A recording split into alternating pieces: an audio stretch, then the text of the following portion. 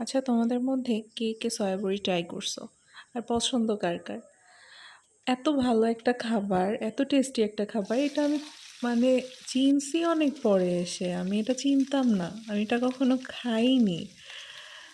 তো এটা বড় হওয়ার পর যখন ট্রাই করলাম, একটা ফ্রেন্ডের বাসায় ফার্স্ট ট্রাই করছি, তারপর নিজের বাসায় আনা স্টার্ট করছি। আর এটা খুবই ভাল লাগে খাইতে।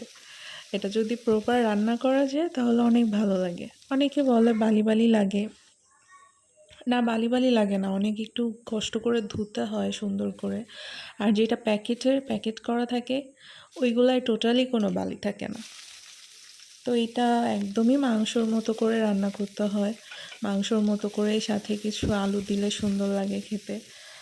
আর খুবই ইজি প্রসেস, খুবই ইজি। শুধু রান্না করার আগে এটা সিদ্ধ করে নিতে হয় আলাদা করে, আর তারপর একটু তেলে লবণ হলুদ দিয়ে একটু ভেজে নিলে একটু ভালো হয় আর কি।